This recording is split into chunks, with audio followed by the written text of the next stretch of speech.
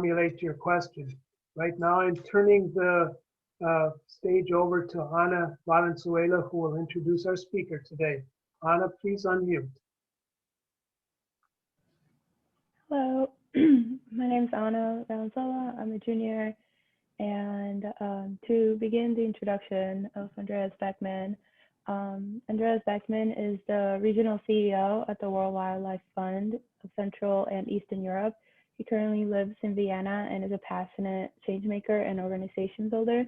Prior to being the regional CEO of WWF CEE, he worked for the WWF Danube Carpathian program. Now he's active across 10 countries of Central and Southeastern Europe. He has experience in strategy, policy, marketing, and environmental issues, as well as working across sectors from government to business and to nonprofits.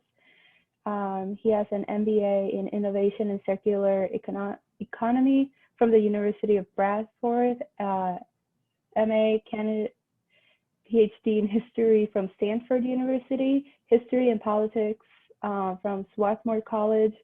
He is excited for the prospects of progress in combating climate change, especially is hopeful now that the US's new president and the EU's new commissioner both support the EU Green Deal and other environmental policies. Here is Andreas Beckmann. Thank you very much, Ana. Great. I'm not sure where you got that from, whether it was the LinkedIn or something, but it's great that people read that stuff. Good.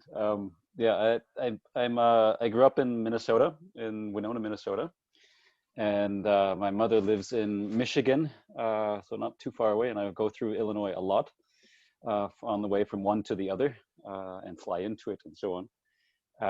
And as Anna said, I spent most of I went to college in the States, then went abroad, was in Czech Republic for 10 years, 1990s. During that time, I went also back to Stanford and started a PhD in history. And then I had my early life crisis and veered off into environmental work and have been doing that pretty much ever since. So for the last, 25 years, I guess right now, I've been doing environmental work. The last 20 years here from Vienna, working for WWF. In some ways, I'm the right person to address you because I have a broad overview of the region and of the issues, including the policy issues. On some other ways, I'm not the right person because we have a policy wonk that spends all their time doing policy and would be the right person to talk about EU policy directives, regulations, enforcement, and all that kind of great stuff. But Alina Blaga, my Romanian colleague who leads on our policy work, she wasn't available. So, but hopefully I can provide at least enough in that direction. But if it gets too wonky, then I might have to defer and come back to you with answers. I'm going to give you just a brief introduction. First of all, how is the sound? Is it okay? Yeah. Okay. Good. I'm just going to give you a brief introduction to the region, or what's special about the region, why we're working in it, what we do very broadly, and then we'll end with just some thoughts about the Green New Deal. As well as the biodiversity strategy and also the, the resilience and recovery package as well. And all related to the work that we do. And then we can break into questions, and I'm happy to cover anything. I've got some slides to help organize my thoughts. Just a second, if I can share my screen. Hopefully you can see that. Nod, yes, great. Okay, so okay, oops. So the area that we're talking about is broadly Central and Southeastern Europe. We like to call it the green heart of Europe. It includes what you see here in the green. It's actually bigger than this, but what you see here in the green is the Danube Basin, which is the most international river basin in the world. The Danube flows through 10 countries. It drains all are part of 19 countries and a big chunk of Europe, as you can see. Also, the Carpathian Mountains are across this area, but then there's a number of other mountain chains that aren't on this map. For example, in southern Bulgaria, central Bulgaria, and elsewhere. But we call this the green heart of Europe because this is where a big part of the biodiversity in Europe is left. it's a legacy of, let's say, relative underdevelopment compared to, from an economic perspective, industrial perspective, compared to Western and Northern countries in Europe. And that has, on the plus side, has meant that there has been a lot that has been relatively preserved. So in this area are the largest wilderness areas, or some of the largest wilderness areas in Europe. There's also areas in northern Scandinavia, of course, but within the rest of Europe, the largest wilderness areas are here. Here you see a picture of the southwestern Carpathians in southwestern part of Romania and dipping over into Serbia. Wilderness areas also including the Danube Delta, which is the largest reed bed area in the world. See some pelicans here. Forests, especially important in the region. Some of the largest areas of old growth and primary forests, so very valuable forests, but also natural forests. For example, beech forests. Rivers and wetlands, I already mentioned the Danube Delta, but the lower Danube is in a relatively natural state. There are also middle parts of the Danube, and then also major tributaries. So the Mura-Drava Danube, which flows from Austria through Slovenia, Croatia, Hungary, and into Serbia and the Danube eventually. Also the Tisa River. The Mura-Drava Danube, to take one example, we kind of talk about it as the Amazon of Europe. It's quite remarkable in terms of the biodiversity that's contained there. And then also species connected with that, including sturgeon, famous for their caviar. They reach up to 7 meters in length, or they used to at least. They used to migrate all the way up to Germany, so past Vienna. Now that's impossible because there are a bunch of dams in the way. And at this point, they're just on the lower part of the Danube, so the last 1,000 kilometers of the Danube. But we also have large carnivores, so something like half of the European population of large carnivores, including bears, wolves, and lynx, are located in this area, especially in Romania, in other countries. At the same time, this is a very diverse region. It's got a diversity of ethnicities, of languages, of cultures, but also of economic conditions, ranging from Austria, relatively well off, down to Moldova, which is the least well off in Europe. Former countries formerly in the Soviet bloc, and then at the same time more Western countries. So it's a huge diversity. And what we've been seeing ever since the 1989 revolutions in the area is a real instability, I would say, political, economic, and so on. So that's kind of one of the framing conditions that we're working in. Still huge problems of governance. So governance in the sense of the governments, how they make decisions, doing that in a rational and transparent way. Corruption continues to be a major problem in these countries, even where in most cases we have the right laws because most of the countries are members of the European Commission, of the European Union, sorry. So the legislation is often very good, but too much of it is not properly implemented, either because they don't want to, because there are other interests involved, like somebody's pocketbook, but also just lacking capacity, lacking resources for actual for proper enforcement and implementation. So that's quite a big difference in most of these countries compared to countries like Austria, Germany, and elsewhere, where nothing's great, but if the government decides something, you usually have the tools to more or less implement it. In this region, it's quite a bit different. A little bit about ourselves. So WWF Central and Eastern Europe, it used to be called the Danube Carpathian Program. We went through a transformation in the last year. It's about 180 people right now across, 6 countries. So I'm based here in Vienna with a few people, but most of our staff are in Romania, about 60. We've got staff in Ukraine, Slovakia, Hungary, Bulgaria. We also are responsible for the Czech Republic and Moldova, although we don't have a presence there. We also lead on behalf of the WWF network on policy or coordination across the Danube Basin, so also including countries like Germany, Austria, and also on the Carpathians. I'll come back to that later on. There you see the map. So the dark blue is where we have presences, the light blue, Czechia and Moldova, where we're responsible, but we don't have a presence. And we have also helped establish WF Adria, which is a kind of a similar beast as we are in the countries of the former Yugoslavia, plus Albania. What we do, so I mean, there's a lot here to hold on to. So I think that's one first thing, is that the key thing that we're trying to do is to hold on to the wealth, to the biodiversity that is here, that shapes a lot of the work that we do. And the way we do it is, but increasingly we're also stepping towards, I guess, what you could call ecological footprint. So trying to decrease the impacts, the impacts of the developing economies in this region. And within that framework, climate change is becoming more and more important for us. But the way we work is, I would say, roughly in 4 different directions or 4 different ways. One is we do demonstration projects, actually showing how things can happen. So we do on-the-ground wetland restoration projects. We work with companies, with foresters, to show how you can do sustainable forest management, for example.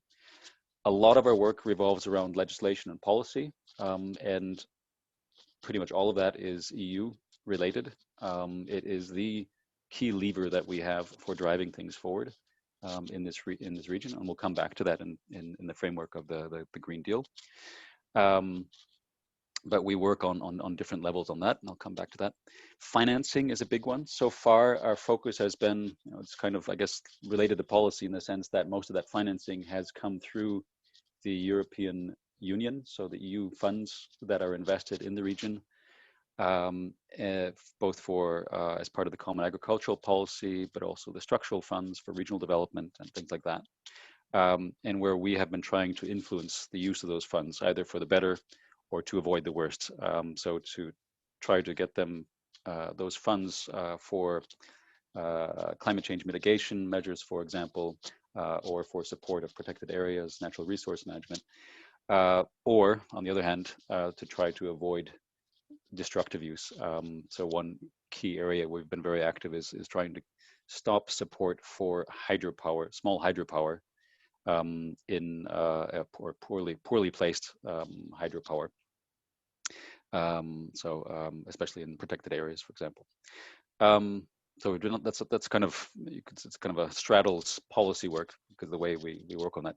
What we're increasingly doing now is also looking at private financing. There's a lot of private financing coming into this space, and a mixture between the public financing, so using grants or EU support to then leverage private sector support. And so that's something that we're moving more into. And then the last one, really mobilizing support, awareness raising, getting people involved, engaged, giving their support through the ballot box, as activists on the street, and whatever, is often one of the key instruments or the tools that we have to put pressure to make some things happen, or to also avoid the worst. I'm just going to give some examples. It's not by no means exhaustive, but just so you get a sense of what this actually means. So forests protection and management. We have a big focus on holding on to, conserving the greatest remaining areas of old growth and primary forests in the region. And we do that mostly through legislation. So actually trying to get them protected. We do the mapping, identification, and then getting them protected by law. But a lot also on forest management. So trying to promote sustainable forest management. A key tool for that is FSC certification. So certification according to the forest, what is it called? Forest Standards Certification Scheme, but also through other measures. Again, one example, some years ago, we had a short but sweet campaign to protect the remaining old growth forests in Romania. Before then, it wasn't really an issue. It wasn't a political issue at all. It was partly in the press, but there was no political interest. It wasn't on the political radar at all. We did a short campaign, and within, I think it was about a month, 3 weeks, we collected about 100,000 signatures, which at the time was just unprecedented in Romania.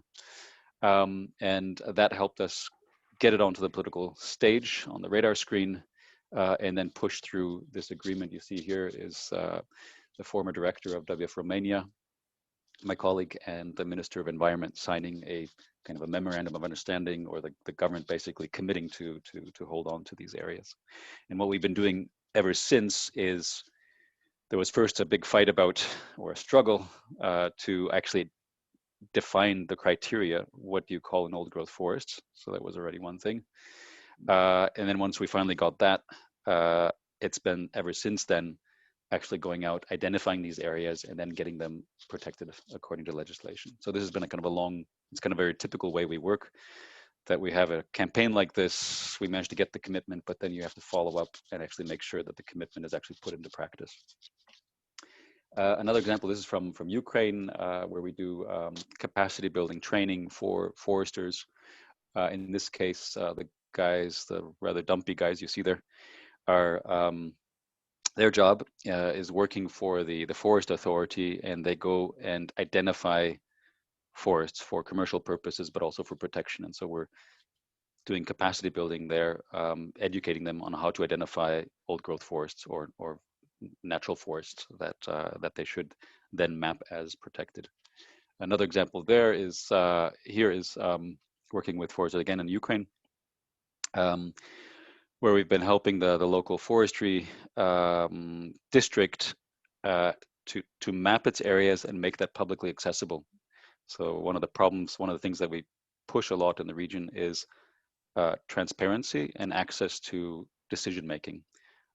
So helping them to put the information online, and then giving people the possibility to look at these forest tracks, and then see if they're so, for example, they can then look for illegal logging, and then raise attention to that if necessary.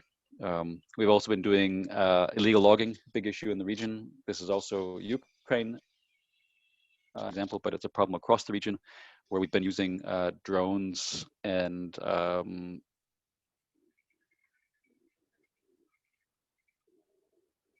satellite technology to try to identify illegal logging, so that we take action on that. Floodplain protection restoration, big issue. What you see here is somewhere along the Drava River. Well, a lot of what we do is, I mentioned policy. This is one good example of that is on the Mura-Drava Danube. You see here the ministers of environment of Serbia, Slovenia, Hungary, Croatia, and Austria.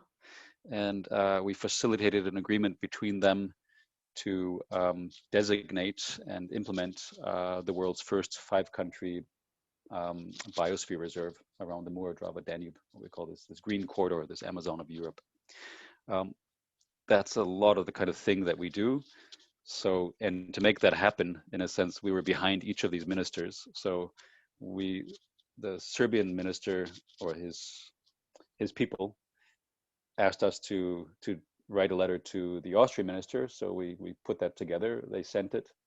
The Austrian minister then came to us, or not him, but his people, to formulate the reply, and then we did that. So what we have a lot of the cases in these countries is that they have limited capacity. They don't really, and they often are missing the expertise. And so we kind of, in some cases, and this is a good one, play the role of kind of a shadow ministry, a shadow capacity. And it really needs that kind of ping pong going back and forth. And because we work across different countries, we have that capacity to do things like that.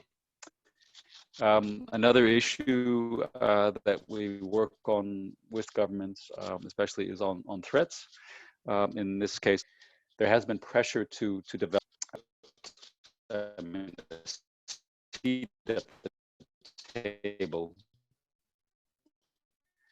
and where we could work with the European Commission and the governments and other and the navigation interests, and then actually develop a series or a framework of standards, of guidelines for kind of having our cake and eating it too. So improving navigation on the one hand, but at the same time, so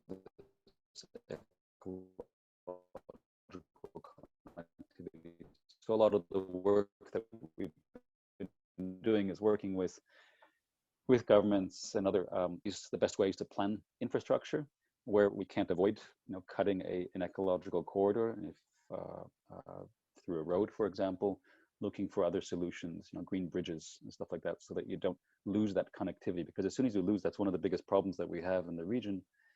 As you fragment the landscape and into smaller and smaller pieces, then you have isolated gene pools, and the populations become less. And that's especially a problem now with climate change as well. That brings together the Carpathian countries, and that is one framework, a regional framework, Commission for the Protection of the Danube River, which brings together all of the Danube countries to look at issues like pollution, but also wetland restoration and things like that. Here's the picture we presented the ICPDR with a gift to the earth, an award from WF a couple of years ago. And that brings us to the Green Deal. Great, I should say that this commission is completely different than the previous one. The previous one, the Juncker Commission, didn't really have anything about economic growth effect, and the Green Deal is the at the center of the centerpiece of that. If we look at the components of this, so WF in general works on quite a bit more than what we work on in our region. So I'm talking just about what we do in our region.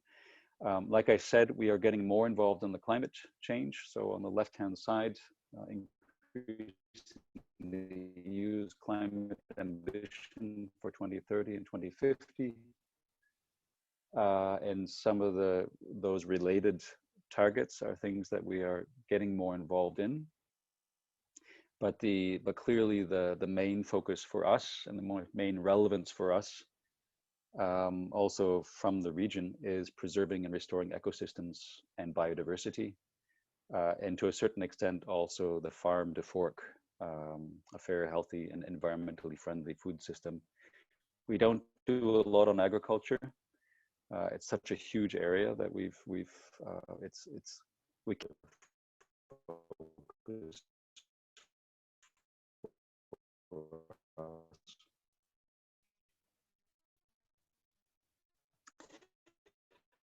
So that's kind of where we kind of engage, let's say, with the European Green Deal across our region.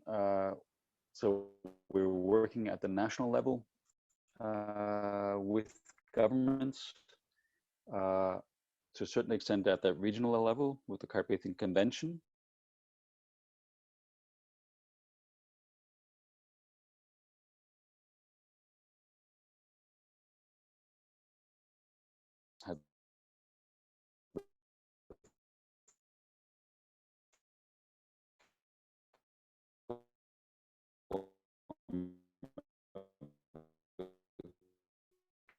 Communication, but the EU to biodiversity strategy commitments and actions I've included the most relevant for us, and where we are at this point looking quite specifically, how can we contribute to this? Not only how can it help our work, but also how can we more specifically contribute to the biodiversity strategy?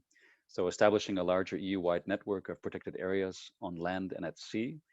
There is the established by the Birds and the Habitats directives. There is the Natura 2000 network of specially protected sites, and the plan there is to expand that, so up to 30% of the terrestrial and marine areas.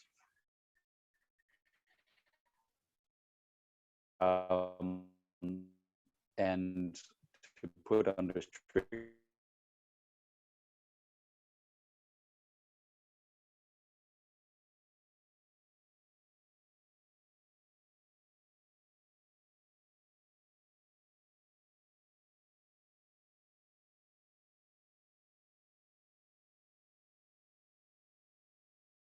package is up to 1.85 trillion euros.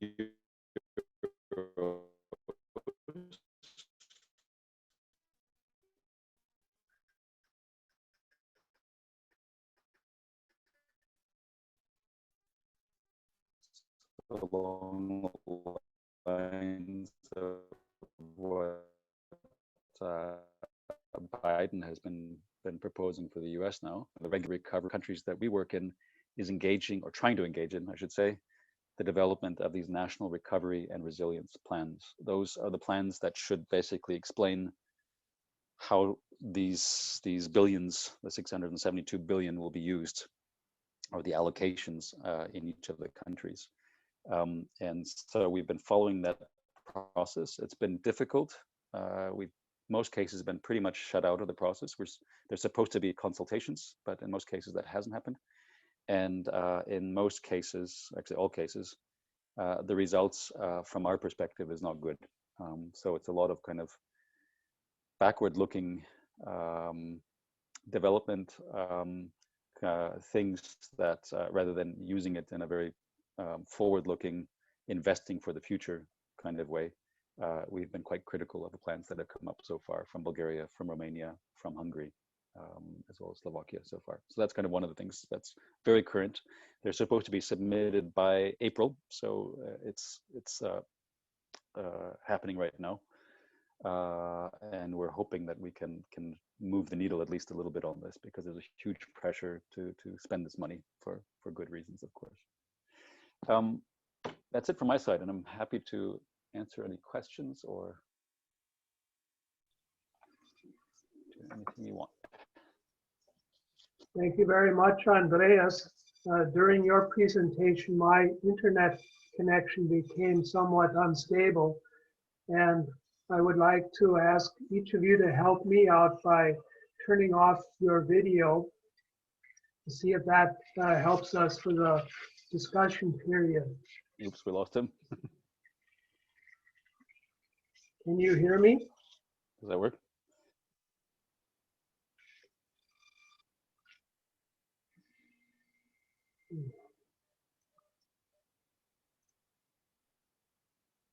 All right. Thank you very much. I would now like to move to our question and answer period. And I'm going to call names because I can't see you now. And I'm going to ask Ana Valenzuela to begin with her focus on biodiversity.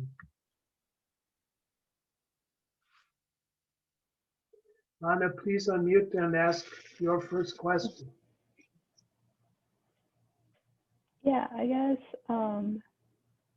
since like we've had like a whole year of the pandemic, I guess I'm wondering how like the lack of biodiversity might increase the chances of future like pandemics, since like animal-borne illnesses are like so like they prevalent, I guess. I don't know, but will like the lack of biodiversity increase or decrease future pandemics or illnesses, I guess?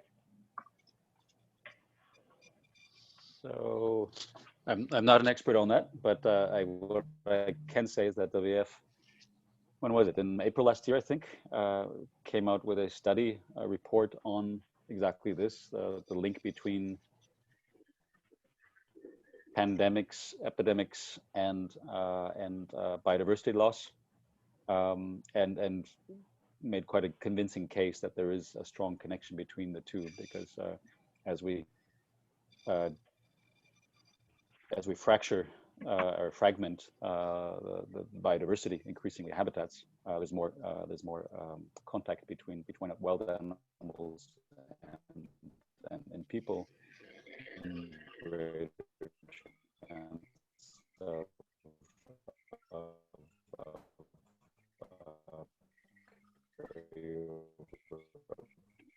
disease.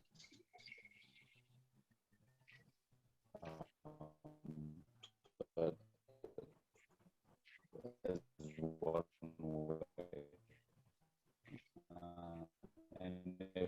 you're interested in it, for example, and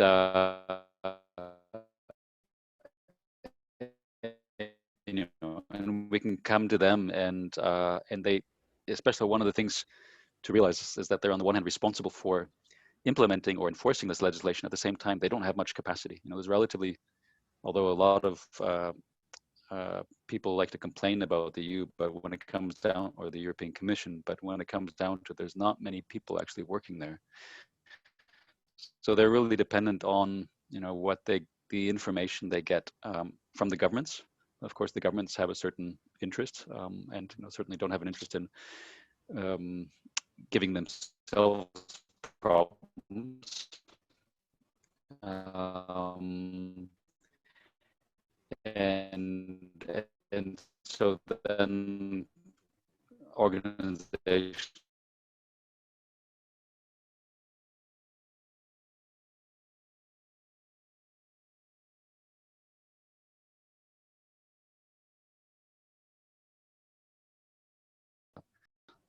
it gave us then the possibility to go to the DG Environment, and also to DG Transportation, and say, listen, you know, EU funds are going to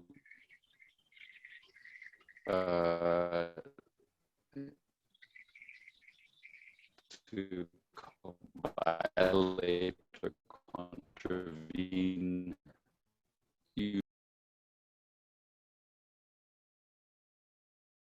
Should be. The point is not to stop development. The point is to find smart ways of developing. Right. So that's kind of, yeah, one kind of example, but generally very, I would say, very positive. It always depends, of course, on the on individuals, but the quality of the people in the European Commission tends to be very good. All right. Thank you for the answer. Sure. I hope it wasn't too long. Anything else? Yeah, I have a question. Yeah, that was really interesting. Thank you so much. I'm curious. I would love to hear your thoughts on. I know your background is a little bit in history and your degree there, and how you see that playing a role in what you do now, and even the history of development in Eastern compared to Western Europe, which you briefly mentioned. And I feel like that's a small microcosm of a larger global issue we have right now in climate change, and kind of that balance of responsibility between global North and global South countries. And so, yeah, I would just be interested to hear your thoughts on how you see that playing a role in development now and in biodiversity, and yeah, all of that. In my personal case, I mean, the history that I was doing, unfortunately, didn't have any connection to these kinds of issues. I wish I was in environmental history, because I mean, if I could go back, that's what I would do. But I was doing it was politics, cultural, political history, Czech theater, right after the Second World War. But so no direct connection. Indirectly, it certainly helps to understand this region, to have that kind of historical background, and to understand kind of the richness of the region, which helps you understand the people as well. And one thing that history has helped me, so I'm a kind of a freak in WF, most are biologists and people doing natural resources and stuff like that, but and relatively few historians. But one advantage that I have, I think, which I did learn and that many haven't, is seeing the world from different perspectives and being able to understand different people's point of view, which most of my colleagues who are natural science, disaster zones,